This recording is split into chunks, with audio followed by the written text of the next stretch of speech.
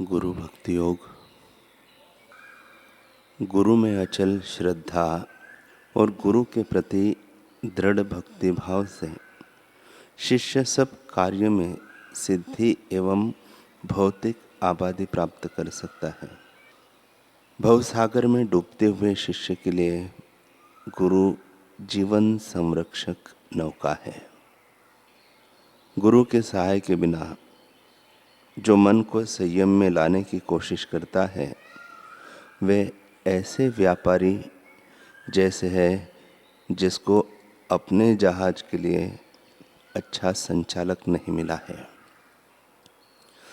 चाहे कितने ही दर्शन शास्त्र के ग्रंथ पढ़ो, सारे विश्व का प्रवास करके व्याख्यान करो, हजारों वर्षों तक हिमालय की गुफा में रहो, वर्षों तक प्राणायाम करो, जीवन पर्यंत शीर्षासन करो, फिर भी गुरु की कृपा के बिना आपको मोक्ष की प्राप्ति नहीं हो सकती।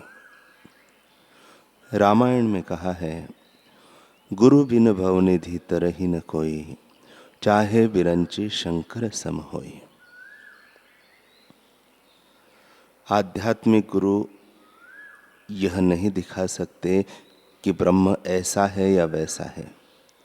प्रत्यक्ष अनुभव होने से पहले शिष्य समझ नहीं पाता कि ब्रह्म कैसा है, किंतु गुरु कृपा शिष्य को अपनी हृदय गुहा में ही ब्रह्म का प्रत्यक्ष अनुभव गूढ़ रीति से करा सकती है। संत तुकाराम जी कहते हैं कि मानव जीवन परमात्मा का दिया हुआ सबसे महान अवसर है, जिसका उद्देश्य आवागमन के चक्र से छुटकारा पाना और वापस जाकर परमात्मा से मिलना है। उस उद्देश्य की पूर्ति के लिए सद्गुरु की आवश्यकता पर विशेष जोर देते हैं, क्योंकि केवल गुरु की सहायता से ही शिष्य नाम भक्ति के अभ्यास में लग सकता है और अपने जीवन काल में ही जीते जी मुक्ति प्राप्त कर सकता है। किसी समर्थ सद्गुरु के चरणों में अपने आप को समर्पित कर देने की आवश्यकता पर जोर देते हुए वे आगे कहते हैं, नरदेह वाया जाए सेवी सद्गुरु चे पाए। अर्थात मनुष्य जन्म व्यर्थ जा रहा है, सद्गुरु के चरणों की सेवा में लग जाओ। जहां वे व्याकुल होकर परमात्मा से प्रार्थना करते हैं कि ईश्वरीय मार्ग दिखाने वाले और वापस परम धाम पहुंचाने वाले सद्गुरु को भेजने की कृपा करें, वहां भी गुरु की आवश्यकता में उनका दृढ़ विश्वास स्पष्ट दिखाई देता है। वे कहते हैं, गुरु चिया मुखे होइल ब्रह्म ज्ञान। अर्थात सद्गुरु के मुख से मिली शिक्षा द्वारा ही परमात्मा का ज्ञान प्राप्त होगा। जब उनका अहंभाव मिट जाता है और उन्हें अपने अंदर परमात्मा का दर्शन होता है तो वे इसे गुरु की कृपा ही मानते हैं। वे कहते हैं कि दिली तिळांजुळी कुळ नाम रूपासी, शरीर जाचे त्यासी समर्पिले। तुका म्हणे रक्षा झाली आपोआप, उजळला दीप गुरु कृपा। मैंने अपने कुल, नाम और रूप सबको तिलांजलि दे दी है, अर्थात इनकी अब मुझे कोई परवाह नहीं है। शरीर जिसका था उसी को समर्पित कर दिया है। अपने आप मेरी रक्षा हो रही है। सद्गुरु की कृपा से मेरे अंदर ज्ञान का दीपक जल उठा है।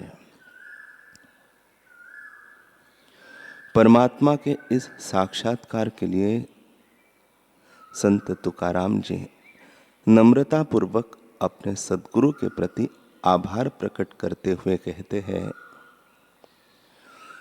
गुरु कृपे मज बोलविले देवे, सत्य देवे माझा केला अंगीकार। अर्थात गुरु की कृपा से परमात्मा ने मुझे बुलाया है, प्रभु ने मुझे अपना लिया है। असल में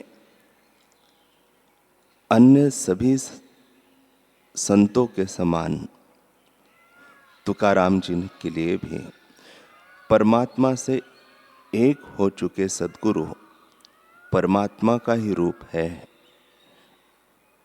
ऐसा कहते हुए वे कहते हैं कि गुरु मूर्ति भेटले पांडुरंग, अर्थात परमात्मा मुझे सद्गुरु के रूप में मिले हैं। तुकाराम जी संतों और सच्चे भक्तों के सत्संग में जाने का अवसर हाथ से कभी नहीं निकलने देते थे। उनके अभंग ऐसे संतों की स्तुति से भरे पड़े हैं जो केवल जीवों के उद्धार के लिए इस संसार में आते हैं और अपनी अमृत तुल्य वाणी से परमार्थ के प्यासे जीवों को तृप्त करते हैं।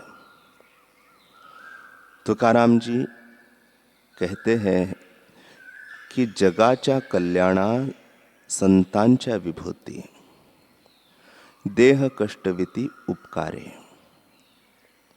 भूतांची या दया हे भांडवल संता, आपुली ममता नाही देही। तुका म्हणे सुख पराविया सुखे, अमृत हे मुखे स्रवत से। संतों की महानता इसी में है कि वे जगत के कल्याण के लिए आते हैं। वे जीवों का उपकार करने के लिए अपने शरीर पर कष्ट झेलते हैं। वे सब प्राणियों के लिए दया के भंडार हैं। उनमें अपने देह के प्रति ममता नहीं होती। वे कहते हैं कि संतों के मुख से अमृत बरसता है और उन्हें दूसरों के सुख से सुख मिलता है। सत्संग की महिमा का तुकाराम जी ने अपने अभंगों में खूब बखान किया है। वे कहते हैं कि चंदन तपते शरीर को ठंडक पहुंचाता है, लेकिन संतों की संगति तीनों गुणों से उत्पन्न होने वाले ताप को दूर कर देती है। माता पिता शरीर का पालन पोषण करते हैं जो नाशवंत है, परंतु संतों की संगति से जन्म मरण से मुक्ति मिल जाती है और इसी में आत्मा का सच्चा कल्याण निहित है। स्वादिष्ट भोजन से भूख का निवारण होता है। सद्गुरु के मधुर वचनों से जन्म मरण का दुख दूर हो जाता है। वे कहते हैं कि सद्गुरु के पास बिना बुलाए भी जाना चाहिए और भक्ति भाव से उनके चरणों में बैठना चाहिए। किसी समर्थ सद्गुरु से दीक्षा पाकर ही जिज्ञासु आत्मज्ञान के मार्ग पर चल सकता है।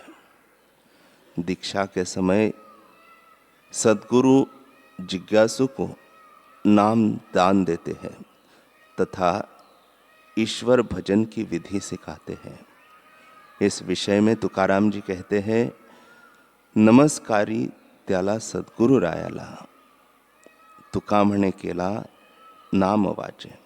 अर्थात तुकाराम जी कहते हैं कि मैं सद्गुरु महाराज को नमस्कार करता हूँ। उन्होंने मुझे नाम दान देकर उसमें प्रतिष्ठित किया है।